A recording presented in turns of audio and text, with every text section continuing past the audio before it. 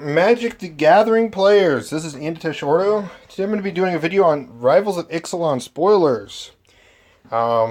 This video will be a longer one, and after this video, because we've had some released like yesterday, and some released like a couple months ago or so.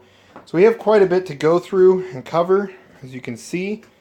But, let's go ahead and get started. So, start with the first row. I'm going to get it right size.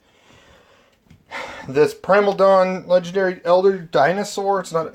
It kind of has a feel of a dragon, but it's not. It's a dinosaur. It's like a pterodactyl or something. It's a huge pterodactyl. I don't know how real Earth could actually handle that type of creature. One swoop and like the White House is gone, or the Pentagon is gone, or just Empire State Building is gone. Yeah. Anyways, 8 mana, 4/8, flying, double strike, vigilance, trample, and indestructible. This card's going to be used a lot in Commander for sure. It's going to be a Commander, and I agree. This is a really good Commander. So, but it'll also be used as one of the 99. Maybe it might say a one of in Standard. I don't see it being in Modern unless you trick it into play. It's still really powerful. I'm surprised they don't have like lifelink on it too. That'd really make it powerful. So yeah. Kamena, Tyrant of Orzeka, 3 mana, 2/4 Merfolk. There was a resurgence when Ixalan first came out. We saw green-blue Merfolk deck, Modern come up, of course in Commander too. So here's a Commander for definitely for the blue-green Merfolk, and as well we'll see it in Modern. So yeah, it gives it an option, and it also survives Bolt. That's a plus side. Being able to tap Merfolk to draw a card, make this card unblockable, or pump the whole team. That's nice. Form of the Dragon. I still think Form of the Dragon is better than Form of the Dinosaur, but this is still interesting. Some people may find use in this one. Enters the battlefield, your life total becomes 15. So first off, I'm thinking if this goes in Modern, it'd be kind of a slower version of like the Norn Sisters deck, with a lot of life gain. Once this is out, it puts you to 15. But the nice thing is if you went lower than 15, it takes you to 15. So it's a kind of red life gain. And then it deals 15 damage to a creature an opponent controls while you take some damage back. But at the same time, if you do have a life gain deck, you can gain life out of that, which is nice. So, or we might see a green-red strategy. Ramp into this while you have some green life gain spells like Primal Command. Yeah, something to think about. Journey into Eternity. One of the first few I have to tap on. So I love these lands. I just love these lands. They just work perfectly. You make an old, powerful land turn into something new, but makes it so it's not way overpowering. So enchant creature you control. When it dies, you return this and the creature to the battlefield. This transforms into a land that produces any mana, or you pay 5 to return a creature card from your graveyard to the battlefield. So that's simply a really good strategy for Commander. Graveyard strategy. Maybe it might be played in Modern as a 1 or 2 of. Who knows? So I've already read this one. You can go into it. 4 mana. Its power and toughness is equal to the number of lands of a different name. So if you went Mountain and Snow Mountain in the deck, that's 2/2. So this card, this artifact here, I guess I'll just click on it. Yeah, lands you control with different names. But basically, Modern will love this. If it's played, it might be played more in Standard than Modern, obviously, because it's just at times it might just be a 4 mana 4/4 or 4 mana 5/5, and that's it. So it's not that exciting. But it's a kind of cool concept. Commander will definitely pick it up because there's a lot of different land types. Especially if you do a 4-color artifact deck, it'd be a pretty powerful artifact. Tendershoot Dryad. This is a Sapperling booster. So Ascend is the new mechanic. You control 10 or more permanents. You get City's Blessing for the rest of the game. So this thing creates tokens at the beginning of each upkeep, and it buffs tokens as long as you have ascended. Great. So commander strategies that use sapling tokens. Here's another support. Plus it buffs the saplings. It's a plus, in that category. If I meant a 2/4 would have been better, but it's whatever. Enter the Unknown. This just explores, and then you could play an additional land this turn. We're familiar from Explore from the last Ixalan set. Secrets of the Golden City. Just a 3-mana divination, but if you ascended, you draw 3 instead.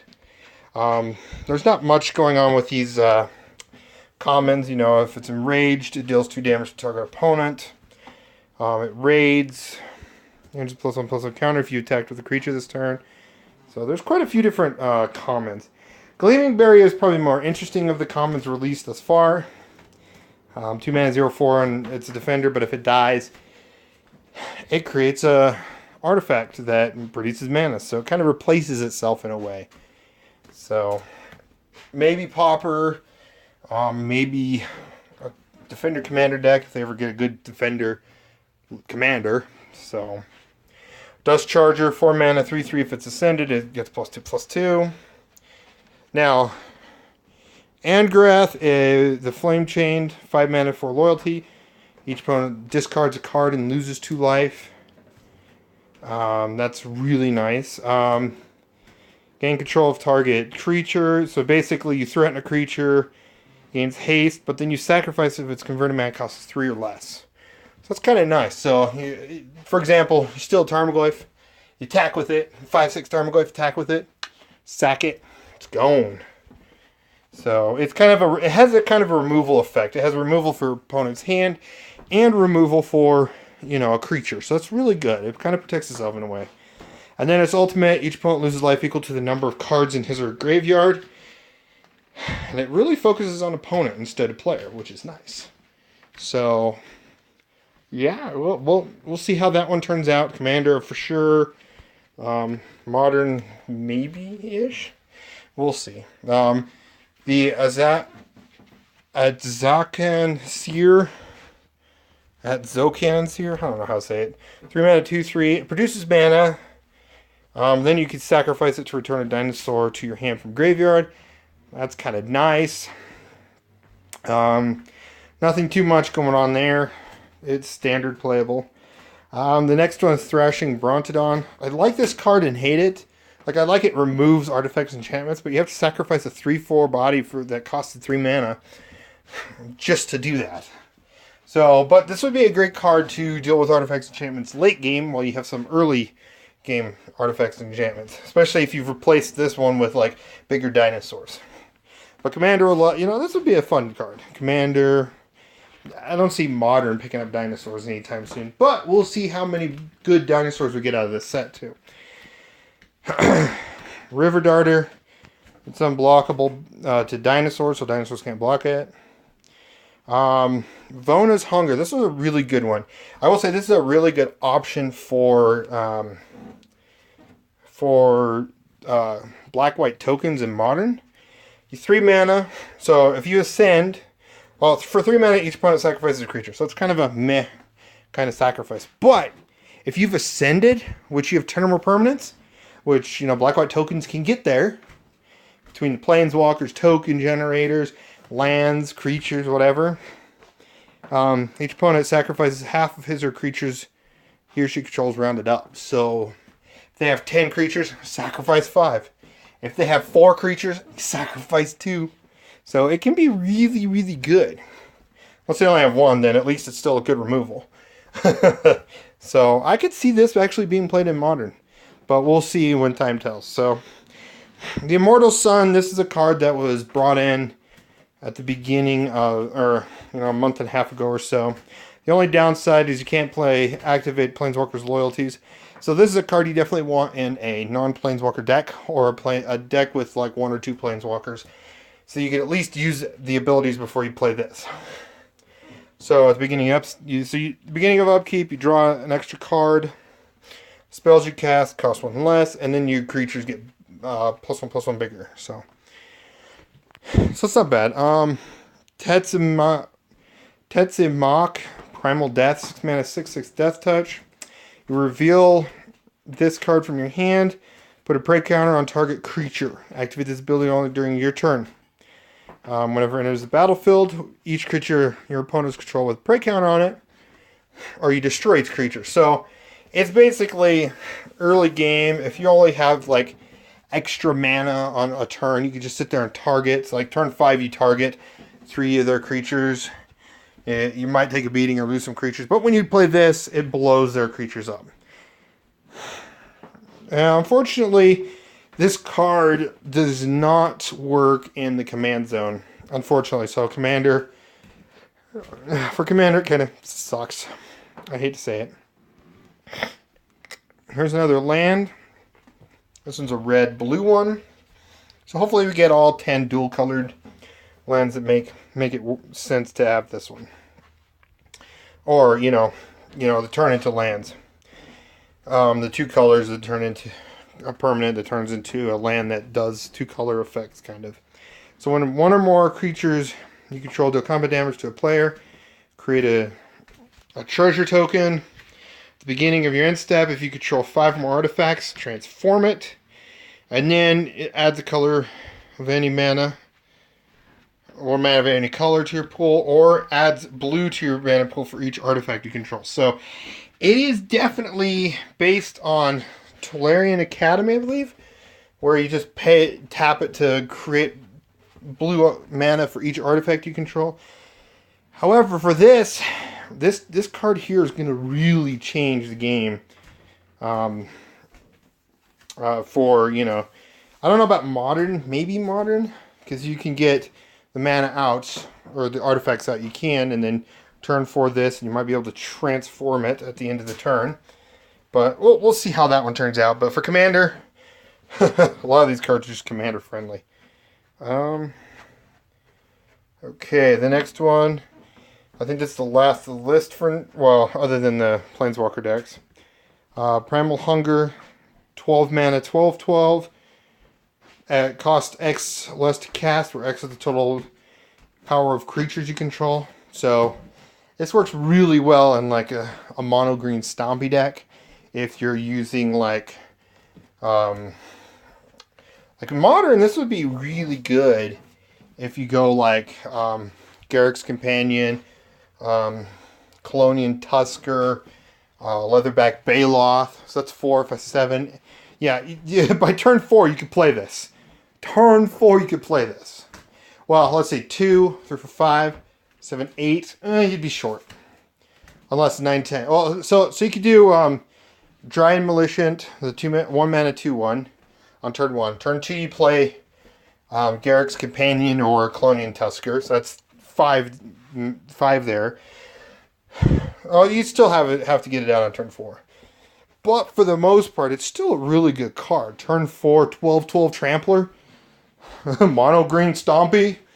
I could see that being possible in Modern. Of course, you have to build it around that direction instead of the mono green Devotion. Even though you could still use a Devotion-based theme because of Colonian Tusker, Garrick's Companion, and Leatherback Baloth. But, the goal is, play all those creatures to get this guy out. And he is a big win con. Of course, yes, you'll probably want to find like an instant, sorcery, or enchantment. Or not sorcery, but instant, enchantment, or maybe like Lightning Greaves to protect it. So you can bash in for a big 12/12. It's a huge hitter. Maybe have a card that gives it infect. Ooh, people hate that. Silvergill Adept. That was already in Modern, just a reprint. These last few were just added in within the last month or two. Captain's Hook, 3 mana, play, 1 equip. Equipped creature goes +2/+0 and has menace if it's a pirate in addition to its other creature types. And then whenever it becomes unattached, destroy that permanent. So unfortunately it does, you do lose the creature. But for the most part, it's not bad. Brass's Bounty, 7 mana. For each land you control, you create a treasure token. So if you have 7 mana, you'll get 7 treasure tokens. So it's not bad. Evolving Wilds is Evolving Wilds. Then the Planeswalker decks, I'm not going to talk too much. You know, we got Vraska and Angrath. We have a different Angrath. So Vraska, 6 mana, Planeswalker, 5 loyalty. Creatures get +1/+1 until end of turn. You -3 to destroy a creature, so it has removal. It's not the best, but Commander, it'll still fit well in Commander. Its ultimate, until end of turn, creatures you control gain Death Touch, and whenever this creature deals combat or deals damage to an opponent, that player loses the game. Whoo! So you have a way of, you know, making your opponent lose the game. So this is a really good Vraska. So even though it's a Planeswalker deck one, it's still a pretty good Vraska. Am I saying it's the best? No. So far, the first, you know, we've gotten 2 Vraskas thus far. Now we're going to get this one. And we may or may not get another one. We'll see. We'll see. Angrath, Minotaur Pirate. 6 mana with 5 loyalty. Deals damage to... +2 deals damage to, deals 1 damage to each opponent and each creature that player controls. That's a really good effect. Commander players are going to love that. Then you -3 to return a pirate to the battlefield. And then its ultimate, destroy all creatures target opponent controls. It deals damage to that player equal to their total power. So you deal 20 power total of damage. You're going to kill them for sure. So this one's another really good Planeswalker, especially for Commander. Vraska Scorn, 4 mana. Unfortunately, it searches for the Scheming Gorgon. I should say, I wish these kind of cards were made where they just say Vraska, any Vraska Planeswalker, so that you can get the original Vraska or the newest black-green Vraska, you know, and so on and so on. That's kind of the downside, I feel like. That's kind of a disappointment, in my opinion, for these type of decks. These Planeswalker decks. Yeah, they focus on that Planeswalker, but at least if they said any Planeswalker, it gives you a chance to tutor out other Planeswalker versions. So, target opponent loses 4 life. You may search your library for the Vraska, and then you put it into your hand. So it's not the best of card. If it searched for any Vraska, like I said, it'd be a better card. Same with Angrath's Fury. Destroy target creature. Deals 3 damage to target player. Then you search for this Minotaur Pirate. It's okay. Whenever Vraska's Conquistador's attacker blocks, if you control a Vraska Planeswalker, like right here, you know, this is one that's based on it. Target opponent loses 2 life, you gain 2 life. So if you blow, this one's a really good one with any Vraska. So it's a really good card for that. Now we got a Karen Barons or Cinder Barons, so dual land, 2 base, 2 uncommons, and then it's +2/+0 as long as you control Angrath Planeswalker. So like these 2 uncommons are better because they actually do something that makes sense. That makes sense to, you know, based on any Vraska version. Like these rares, they just don't do it. Unfortunately, they just don't do it. They definitely don't do it for me. But other than that, you know, that is the set. I'm going to see if anything else came out at the time. And it should be, yep, the Primal Dawn. So yeah, again, thanks for watching. Please like, comment, subscribe. Let me know what you guys think about the cards I've revealed so far and where, you know, Ixalan is heading. I do appreciate you guys watching the video, especially all the way through. And you guys have a wonderful day.